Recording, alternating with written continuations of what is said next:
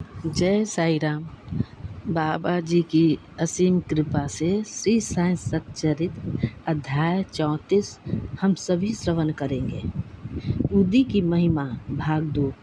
Doctor का भतीजा, doctor पिल्ले, सामा की भाभी, ईरानी कन्या, हरदा के महानुभाव, बम्बई की महिला की प्रसव पीड़ा। इस अध्याय में भी उदी की ही महत्ता क्रमबद्ध है तथा उन घटनाओं का भी उल्लेख किया है जिनमें उसका उपयोग बहुत ही प्रभावकारी सिद्ध हुआ। डॉक्टर का भतीजा। नासिक जिले के मालेगांव में एक डॉक्टर रहते थे। उनका भतीजा एक असाध्य रोग से पीड़ित था। उन्होंने तथा उनके सभी डॉक्टर मित्रों ने समस्त उपचार किए, यहाँ तक कि उसकी शल्य चिकित्सा भी कराई, फिर भी बालक को कोई भी लाभ न हुआ। उसके कष्टों का पारावार न था। मित्र और संबंधियों ने बालक के माता पिता को दैविक उपचार करने का परामर्श देकर श्री साईं बाबा की शरण में जाने को कहा, जो अपनी दृष्टि मात्र से असाध्य रोग साध्य करने के लिए प्रसिद्ध हैं। अतः माता पिता बालक को साथ लेकर शिरडी आए। उन्होंने बाबा को साष्टांग प्रणाम कर श्री चरणों में बालक को डाल दिया और बड़ी नम्रता तथा आदर पूर्वक विनती की कि प्रभु, हम लोगों पर दया करो। आपका संकट मोचन नाम सुनकर ही हम लोग यहाँ आए हैं। दया कर इस बालक की रक्षा कीजिए प्रभु, हमें तो केवल आपका ही भरोसा है। प्रार्थना सुनकर बाबा को दया आ गई। उन्होंने सांत्वना देकर कहा कि जो इस मस्जिद की सीढ़ी चढ़ता है उसे जीवन पर्यंत कोई दुख नहीं होता। चिंता न करो, यह उदी ले उस रोग ग्रसित स्थान पर लगाओ। ईश्वर पर विश्वास रखो, वह सप्ताह के अंत में पूर्ण स्वस्थ हो जाएगा। यह मस्जिद नहीं, यह तो द्वारिकावती है और जो इसकी सीढ़ी चढ़ेगा उसे स्वास्थ्य और सुख की प्राप्ति होगी तथा उसके कष्टों का अंत हो जाएगा। बालक को बाबा के सामने बिठाया गया। वे उस रोगग्रस्त स्थान पर अपना हाथ फेरते हुए दया दृष्टि से बालक की ओर निहारने लगे। रोगी अब प्रसन्न रहने लगा और उदी के लेप से बालक थोड़े समय में ही स्वस्थ हो गया। माता पिता अपने को बाबा का ऋणी और कृतज्ञ मानकर बालक को लेकर शिरडी से चले आ गए।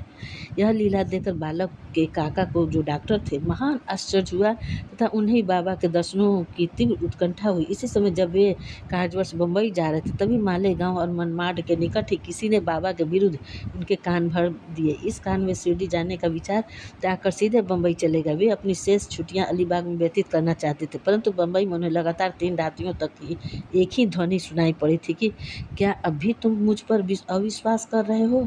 तब डॉक्टर ने अपना विचार बदलकर शिरडी को प्रस्थान करने का निश्चय किया।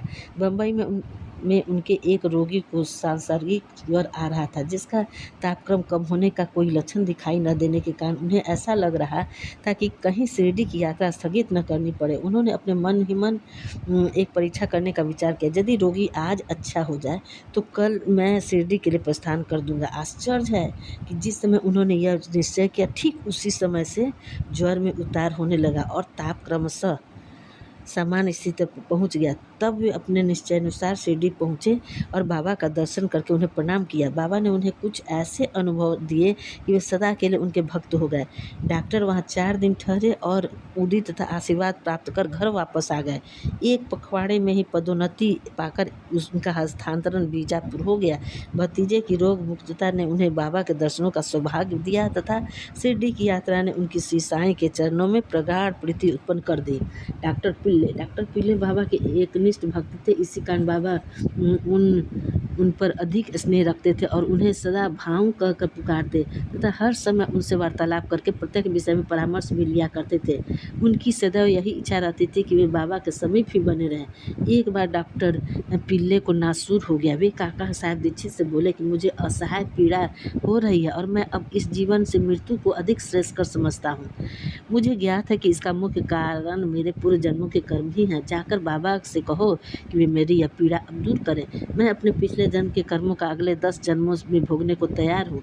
तब काका दीक्षित ने बाबा के पास जाकर उनकी प्रार्थना सुनाई। साईं तो दया के अवतार ही हैं, वे अपने भक्तों के कष्ट कैसे देख सकते थे। उनकी प्रार्थना सुनकर उन्हें भी दया आ गई और उन्होंने दीक्षित से कहा, पिल्ले से जाकर कहो कि घबराने की ऐसी कोई बात नहीं। कर्मों का फल 10 जन्मों में क्यों भुगतना पड़ेगा? केवल 10 दिन में ही गत जन्मों के कर्मफल समाप्त हो जाएंगे। मैं तो यहाँ तुम्हें धार्मिक और आध्यात्मिक कल्याण देने के लिए बैठा हूँ। प्राण त्यागने की इच्छा कदापि न करनी चाहिए। जाओ, पीठ पर लाद कर उन्हें यहाँ ले आओ, मैं सदा के लिए उनका कष्टों से छुटकारा करा दूंगा। तब उसी स्थिति में पिल्ले को वहाँ लाया गया। बाबा ने अपनी दाहिनी ओर उनके सिरहाने अपनी गादी देकर सुख से लिटाकर कहा कि इसकी मुख्य औषधि तो यह है कि पिछले जन्मों के कर्मफल को अवश्य भोग लेना चाहिए, ताकि उनसे सदैव के लिए छुटकारा हो जाए। हमारे कर्म ही सुख दुख के कारण होते हैं, इसलिए जैसी भी परिस्थिति आए उसी में संतोष करना चाहिए। अल्लाह ही सबको फल देने वाला है और वही सबका रक्षण है। ऐसा विचार कर सदैव उनका ही स्मरण करो, यही तुम्हारी चिंता दूर करेंगे। तन मन धन और वचन द्वारा उनके अन्य शरण में जाओ, फिर देखो कि वे क्या करते हैं। डॉक्टर पिल्ले ने कहा कि नाना साहब ने मेरे पैर में एक पट्टी बांधी थी, परंतु मुझे उससे कोई लाभ नहीं हुआ। नाना तो मूर्ख है। बाबा ने कहा, वह एक पट्टी हटाओ, नहीं तो मर जाओगे। थोड़ी देर में ही एक कौवा आएगा और अपनी चोंच इसमें मारेगा, तब तुम शीघ्र अच्छे हो जाओगे। जब यह वार्तालाप हो ही रहा था कि उसी समय अब्दुल, जो मस्जिद में झाड़ू लगाने तथा दिया बत्ती आदि स्वच्छ करने का कार्य करता था, वहाँ आया। जब वह दिया बत्ती स्वच्छ कर रहा था तो अचानक ही उसका पैर डॉक्टर पिल्ले के नासूर वाले पैर पर जा पड़ा। पैर तो सूजा हुआ था और फिर अब्दुल के पैर से दबा तो उसमें से नासूर के 7 कीड़े बाहर निकल पड़े। कष्ट असहनीय हो गया और डॉक्टर पिल्ले उच्च स्वर में चिल्ला पड़े, किंतु कुछ समय के बाद वे शांत होकर गीत गाने लगे। तब बाबा ने कहा, देखा भाऊ, अब अच्छा हो गया है और गाना गा रहा है। गाने के बोल थे, करम कर मेरे हाल पर तू करीम, तेरा नाम रहमान है और रहीम, तू ही दयाघन और दयाशील हो, तू ही दोनों आलम का सुल्तान है, तुम ही दोनों दुनिया के सम्राट हो। जहाँ मैं नुमाया तेरी शान है, इस दुनिया में तुम्हारा बड़प्पन स्पष्ट नजर आता है। फना होने वाला है सब कारोबार, यह सब कारोबार खत्म होने वाला है। रहे नूर तेरा सदा आसकार, मात्र तुम्हारी झांकी सदा रहने वाली है। तू आशिक का हरदम मददगार है, भक्तों की तू हमेशा मदद करने वाला है। फिर डॉक्टर पिल्ले ने पूछा कि वह कौवा कब आएगा और चोंच मारेगा। बाबा ने कहा, अरे क्या तुमने कौवे को नहीं देखा? अब वह नहीं आएगा। अब्दुल, जिसने तुम्हारा पैर दबाया वही तो कौवा था। उसने चोंच मारकर नासुर को हटा दिया। वह अब फिर से क्यों आएगा? अब जाकर बाड़े में विश्राम करो, तुम शीघ्र ही स्वस्थ हो जाओगे। उदी लगाने और पानी के साथ पीने से बिना किसी औषधि या चिकित्सा के वे 10 दिन में ही निरोग होगा, जैसा कि बाबा ने उनसे कहा था।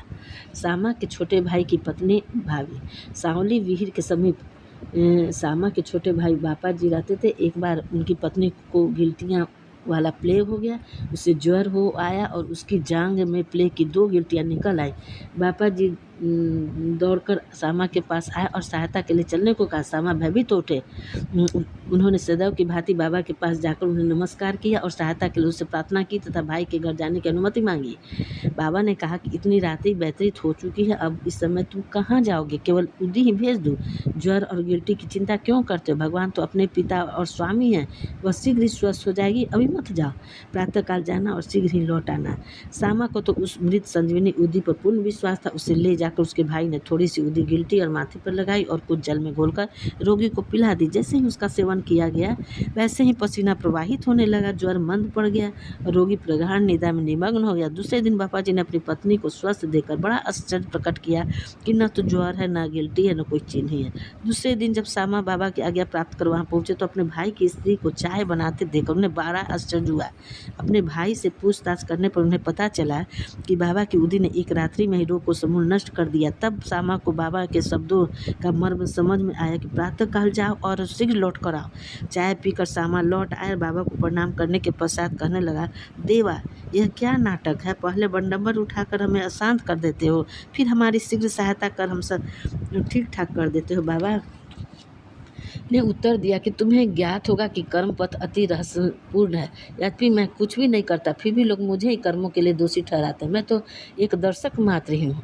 केवल ईश्वर ही एक सत्ताधारी और प्रेरणा देने वाले हैं, वे ही परम दयालु हैं। मैं न तो ईश्वर हूँ और न मालिक, केवल उनका एक आज्ञाकारी सेवक ही हूँ और सदैव उनका स्मरण किया करता हूँ। जो निराभिमान होकर अपने को कृतज्ञ समझकर उन पर पूर्ण विश्वास करेगा, उसके कष्ट दूर हो जाएंगे और उसे मुक्ति की प्राप्ति होगी। ईरानी कन्या। अब एक ईरानी भद्र पुरुष का अनुभव पढ़िए। उनकी छोटी कन्या घंटे घंटे पर मूर्छित हो जाया करती थी। उसके दांत कस जाते थे, उनके हाथ पर ऐंठ जाते थे और वह बेहोश होकर भूमि पर गिर पड़ती थी। जब नाना प्रकार के उपचारी से उसे कोई लाभ न हुआ, तब कुछ लोगों ने उसे ईरानी से बाबा की उदी की बहुत प्रशंसा की और कहा कि वह विले पार्ला बम्बई में काका साहब दीक्षित के पास से ही प्राप्त हो सकती है। तब ईरानी महाशय ने वहाँ से उदी लाकर जल में घोलकर अपनी बेटी को पिलाई। प्रारंभ में जो दौरे 1 घंटे के अंदर से आया करते थे, बाद में वे 7 घंटे के अंदर से आए और कुछ दिनों के पश्चात तो पूर्ण स्वस्थ हो गई। हरदा के एक महानुभाव पथरी रोग से ग्रसित थे। यह पथरी केवल शल्य चिकित्सा द्वारा ही निकाली जा सकती थी। लोगों ने भी उन्हें ऐसा ही करने का परामर्श दिया। वे बहुत वृद्ध दुर्बल थे और उन्हें अपनी दुर्बलता देखकर उन्हें शल्य चिकित्सा कराने का साहस न हो रहा था। इस हालत में उसकी व्याधि को और इलाज भी क्या था। इसी समय नगर के ईमानदार भी वहाँ आए हुए थे, जो बाबा के परम भक्त थे तथा उनके पास उदी भी थी। कुछ मित्रों के परामर्श देने पर उनके पुत्र ने उनसे कुछ उदी प्राप्त कर अपने वृद्ध पिता को जल में मिलाकर पीने को दी। केवल 5 मिनट में उदी के पेट में जाते ही पथरी मूत्रइंद्रिय के द्वार से बाहर निकल गई और वह वृद्ध शीघ्र ही स्वस्थ हो गया। बम्बई की महिला की प्रसव पीड़ा।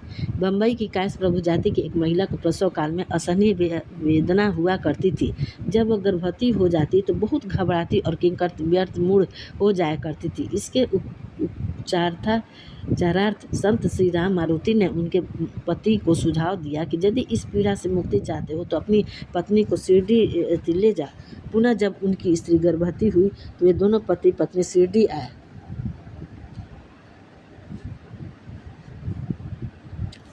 और वहाँ कुछ मास ठहरे। वे बाबा की नित्य सेवा करने लगे। उन्हें बाबा के सत्संग का भी बहुत लाभ हुआ। कुछ दिनों के पश्चात जब प्रसव काल समीप आए, तब सदैव की भांति गर्भाशय के द्वार में रुकावट के साथ अधिक वेदना होने लगी। उनकी समझ में नहीं आता था कि अब क्या करनी चाहिए।